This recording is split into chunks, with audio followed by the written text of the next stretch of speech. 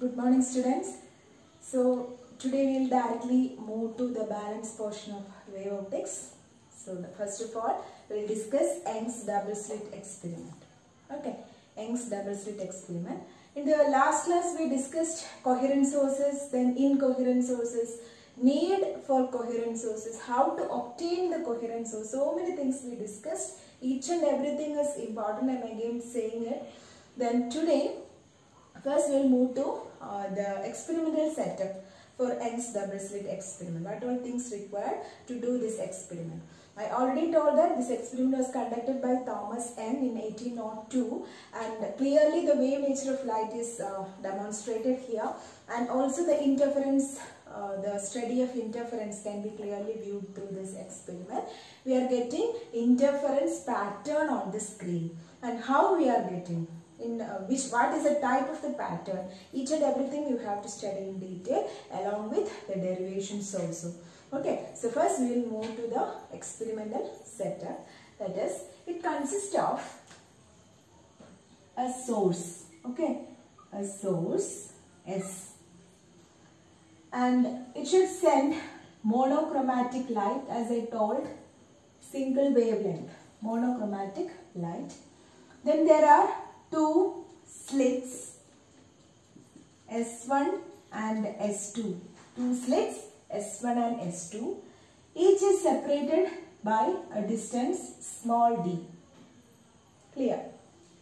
Now there is a screen named as Mn, and this screen is at a distance of capital D from the slits. Okay. So these are our basic requirements, and after that I told what is the purpose of using two slits is to make it coherent source, isn't it? To make the light coherent, we are using two slits. That is a division of wavefront. That is a method used in Young's double slit experiment. So many other methods are also there, but we are not studying it in detail. Here we are only focusing on the double slit experiment. Okay. Now, let us draw this. First of all, we have a source S. Then it is sending light. We have two slits, S1 and S2. Okay. Then we have a screen here, which we call it as Mn. Okay. Now, from this point as well as from this point, light will move. The light rays will move, or light in the form of wave will move in the form of wavefront. That should be more clear here, because we studied wavefront. You know wavefronts. And at a particular point, the wave or the wavefronts will, what will they do? They will interfere, or they will combine. They will superpose. As a result of the superposition, we are getting interference. Depending upon the superposition, it can be constructive or destructive, but we don't know. We are just taking a point P on the screen, and we are studying with respect to that point. Okay. So we can draw the diagram. First of all, from this point, it will reach at a point P. Like that, from here also it will reach at a point P. This distance is capital D, and this distance is small d. Okay. This is the center of the screen.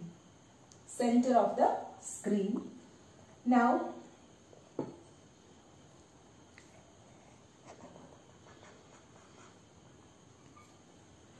I told this is D, right? So this will be what?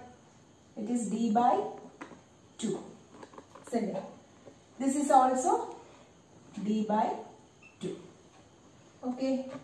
This distance P from the center can be represented as X. Is much clear? Once again, the experimental setup consists of two fine slits S1 and S2 and a light source S, which emits light of monochromatic light. Okay. Then it will pass through the slits, and like from here onwards the wavefronts will start to move here, here. Okay. So they will interfere, and as a result we are getting constructive or destructive interference based on the conditions. We study the conditions for constructive and destructive interference. What should be the phase difference, what should be the path difference, everything you know. Okay. Now listen. Here S1 and S2 are the two sources, right? So there is a small difference in the length, isn't it? S1P is not equal to S2P. See? S1P is not equal to S2P. So the change in the path length can be regarded as the path difference. So how will you find the path difference? I can write path difference is equal to what? S2P minus S1P. Isn't it? Path difference can be expressed here as S2P minus S1P. That means if I am drawing a point like this much difference is there, no? So this is regarded as the path difference. Path difference can be denoted from this figure as S2P minus S1P. So our aim is to find an expression for the path difference. Shall we move to that? This much clear? Okay. Now, first of all, I just want to find S2P squared minus S1P squared, because we have right triangles here like S1P, then this point, then S2P, this point. So these are right angle triangles. So from this point S1P square, how can you write? As it is this much distance square plus this distance square, isn't it? It will be easy if I am naming it. Okay, this is A and this is B. So what is S2P square? First I will write S2P square. What is S2P square? Listen, S2P square is S2B square plus BP square. Isn't it? S2B square plus BP square. Clear? Now what is S2B square? S2B is equal to what? It is D. I told that for making it coherent or for sustained interference, these slits should be close enough. It should be close to each other, isn't it? That means almost it should be near to the center here, so that the distance, this one, all are equal to or approximated to the value capital D. Okay. So S2B square can be termed as D squared. Okay. Then what is BP square? BP squared. You have this distance as X and this distance as D by 2. So I can write X plus D by 2 the whole square. X plus D by 2 the whole square. Clear? Again, S1P squared is the same way, S1A squared plus AP squared. Okay. What is S1A squared? Again, S1A is D, capital D. So D squared plus, what is this distance AP? Because you know this O to P is X and O to A is D by 2. So what is AP? Clear? That is X minus D by 2. X minus D by 2 the whole square. Clear? Once again, we are taking the two slits. So surely there will be a path difference. Then only because of this path difference and a constant phase difference, what will happen? Interference will occur. You studied. And this path difference from this figure can be noted as S2P minus S1P. S2P minus S1P. Then to find that expression, we are taking two right angled triangles. First one is S1PA. and second is S2PB. From that we wrote the expressions. Now we will move to the balance part.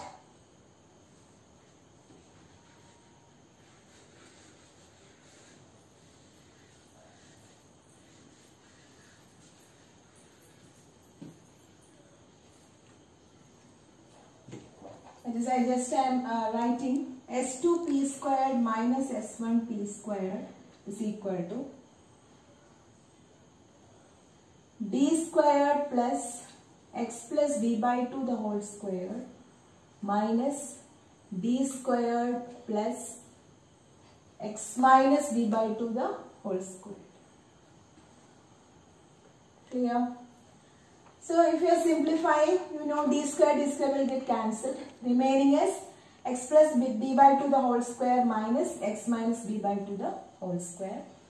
So if I am simplifying, it will be X square plus 2XD by 2 plus D squared by 4. Okay.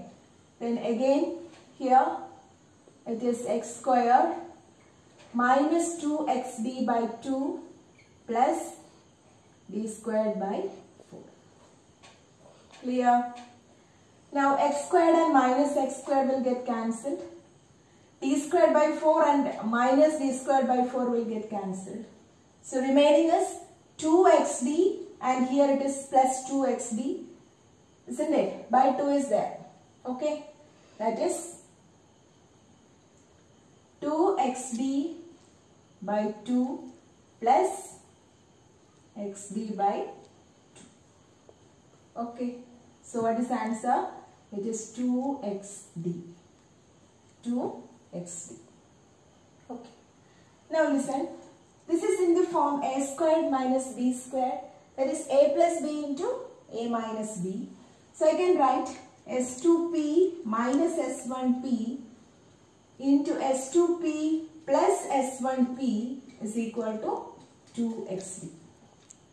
Clear? What is S2P plus S1P? You know S2P and S1P are almost equal to what? D.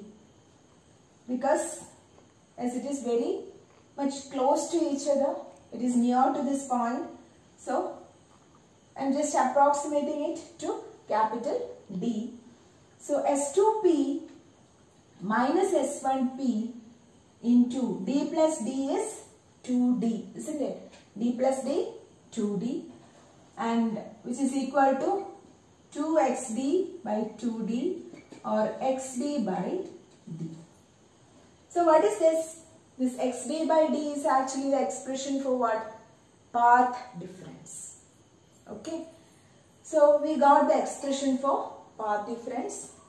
Now we already studied the conditions for constructive and destructive. In this figure, I don't know whether this point P is of bright or dark. Okay. We just observed after the interference. If I am placing a screen there, what was the observation? Observation was that bright and dark bands are formed on the screen with equal width. Each band is of the same width. Okay. So this point P, I don't know whether it is constructive interference or it is destructive interference. So if it is constructive interference, what about this distance? If it is destructive interference, what about the distance? So that is what we are going to do now. So first we will discuss constructive interference. That means if the point P is taken as a bright band, okay, if the point P is taken as a bright band, what is the value for this X? Okay, number of fringes, we call it as fringes also, okay, bands or fringes. Number of bands are produced there, and first we will note from starting from this point O, what about whether it is bright or dark or like that we will look. Okay. So first of all, we already studied the path difference for constructive interference as equal to what? Integral multiple of lambda. That is n lambda. This is a general expression you have studied for constructive interference. And here we got the expression for the path difference as xd by d, where small d is the distance between two slits, capital D is the distance from slits to screen, and x is the distance from O to P. That is simply different, no? If I consider this P, I took it as x. So many bands are there. So first band I can take it as x1, then x2, x3, like that I can take. Okay. So generally I took it as x here. So if I am equating these two, xd by d will be equal to what? N lambda. Isn't it? So what is x here? X is equal to d n lambda by d. Or I can write n d lambda by d. Don't get confused. If these two are interchanged, the complete thing will be wrong. So x is equal to n d lambda by d. Capital D in the numerator and small d in the denominator. Clear? Here it is reverse. So be careful with that. Then this is our first case. And I told for path difference, n can be from where? 0 to 1, 2, 3, etc. it will go. So if I put n equal to 0, that is x0 or x0 is equal to 0. What is this value representing? As this point, distance is 0, no? So x at 0 is about 0.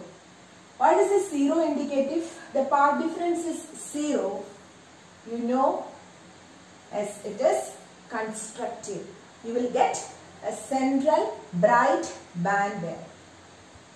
Okay. Then next is x1. What is x1? If I put 1 here, it is d lambda by d. Isn't it? Then x2 is s2 d lambda by d. Clear?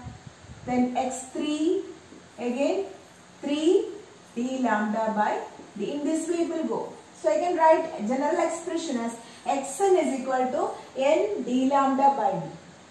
Okay, n d lambda by d. So this is the first bright band. Again, this is a central bright band. First bright band, then second bright band, third bright band, like that goes. Clear?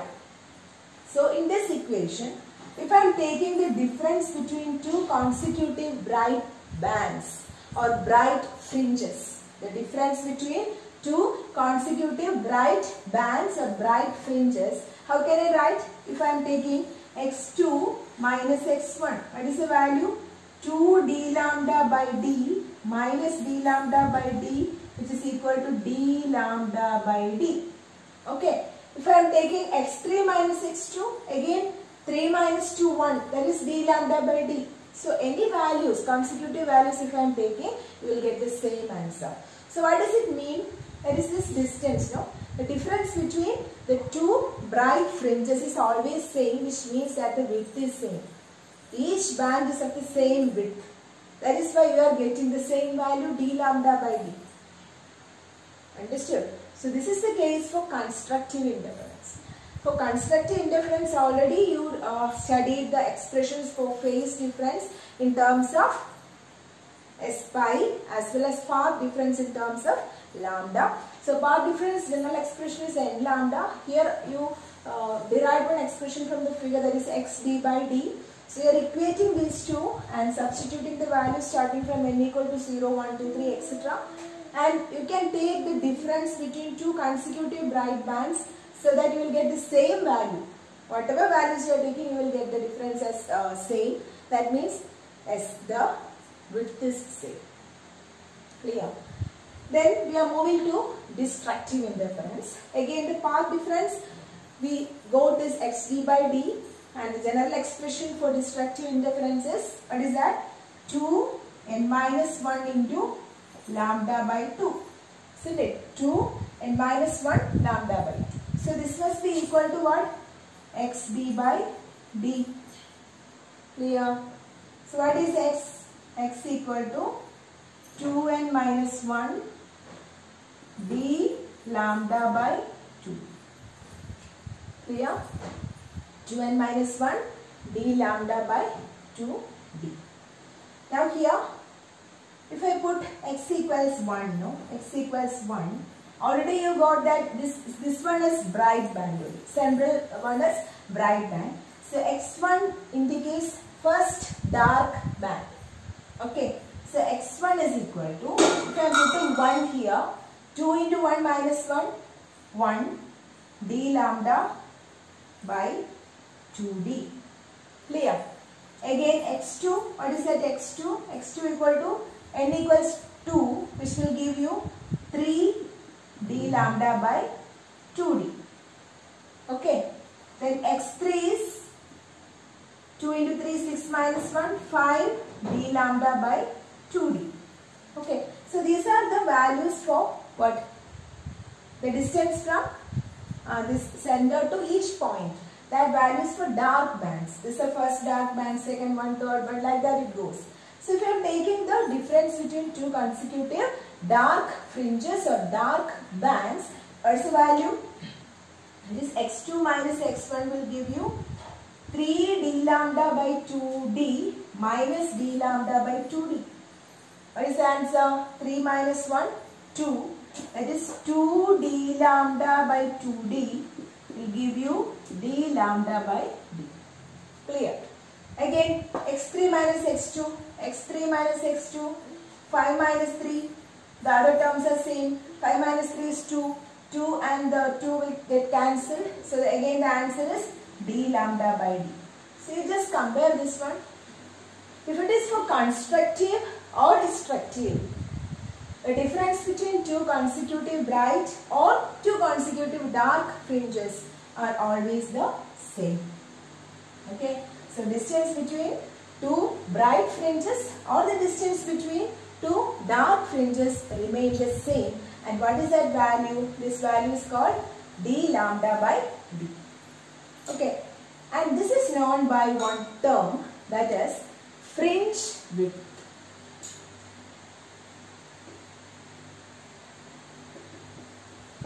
What is fringe width? Fringe width is the distance between two consecutive bright fringes or two consecutive dark fringes. What is the expression for fringe width? Is d lambda by d. Capital D lambda by small d. Capital D is the distance from slits to screen and small d is the distance between two slits. Okay, this fringe width is represented by beta. Clear? So beta equal to d lambda by d. Beta equal to d lambda by d. Is much clear? Clear? So always this is a very important question, because the question will be derive an expression for the fringe width. Okay, or what are the conditions for constructive and destructive in the case of Young's double slit experiment? What about the experimental setup? So many questions are there. Now here we want to find the intensity also. Intensity of bright fringes as well as dark fringes. General expression you know, so we will move to that. Okay. Now we will discuss the intensity of the fringes that we obtained in this Young's double slit experiment. Okay. You can write a short form like this YDSC. Don't write for exam. Just if you are hearing this YDSC, it is Young's double slit experiment.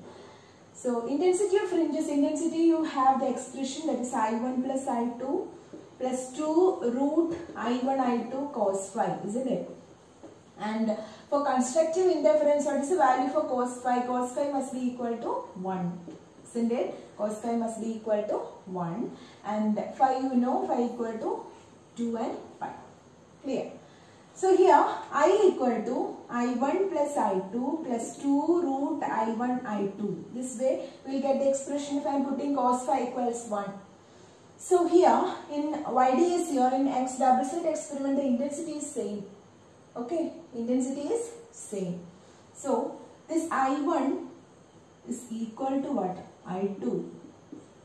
It is equal to I. Clear? So what is I actually? Intensity. Intensity maximum is actually I plus 2 root I into I, or 2I plus 2 root I square is again I. that is 4 times I. Look here, for constructive interference or for maximum intensity, it is actually 4 times of the original value. So, intensity is increased. It's clear. So this is for YDSC, intensity maximum. Now, what about intensity minimum? Again, in this expression, you know cos phi must be equal to -1. So, this will be equal to I1 plus I2 minus 2 root I1 I2. Here. And I1 I2 is equal to I. So, the expression is I plus I minus 2 root I squared, or 2I minus 2I, which is equal to 0. So, look here, I minimum is 0. I minimum 0, which means that completely dark. You are getting dark band itself. Okay, that is not only the intensity decreased. Sometimes there will be band, but it will be fainter, blurred. That condition is actually coming in the case of diffraction, but in the case of interference, you are getting purely bright as well as purely dark bands. In one case, the intensity is maximum, that is 4 times I, and the second case, when the intensity is equal to 0, you are getting dark bands. So these are the two conditions, intensity, for the condition of intensity of fringes that we are obtaining in Young's double slit experiment. In the first case, for constructive, you are getting 4 times I, and the second case, for destructive, you are getting 0 as intensity. Okay, so it is dark band and it is bright one. Clear? So now we'll look into the waveform, how we are obtaining the fringes there, and you can draw the waveform for interference. Okay, then we can call it as a distribution of intensity. That's also asked for exam. How the intensity is distributed. Use a schematic waveform to represent the same. Okay.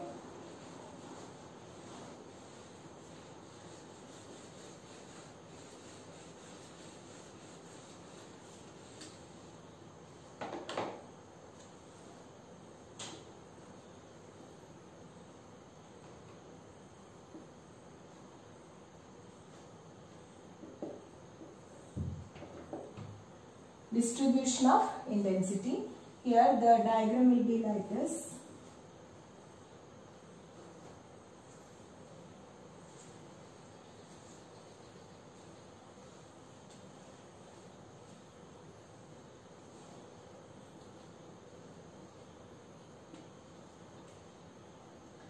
Look here, all are of same intensity. Okay, so this is actually 0, then lambda by 2, this is lambda, like that it goes. Here also minus lambda by 2, this is lambda. So what about the phase here?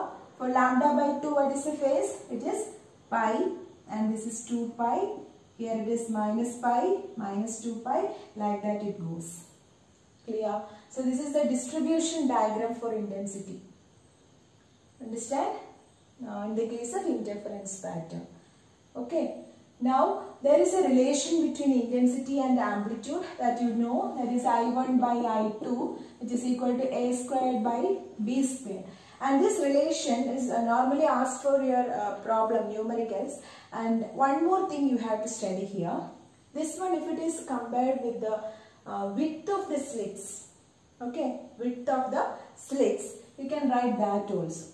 This must be equal to W1 by W2, where W1 and W2 are the width of the slits. So I1 directly proportional to W1, I2 proportional to W2. Clear? So this is also you have to study. You can use for numericals. Asking from this section, Young's double slit experiment. Understand?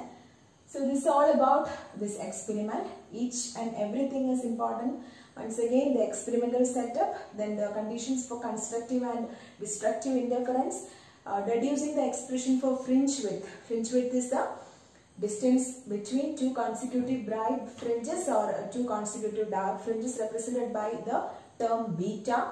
So after that, intensity, expression for intensity, then distribution of intensity, Okay, and also this equation. This much you know, I1 by I2 equal to A square by B square you have studied, and also it can be related to the width of the switch like W1 by W2. So I1 by I2 equal to W1 by W2 or A square by B square equal to W1 by W2. Anyway it can be asked.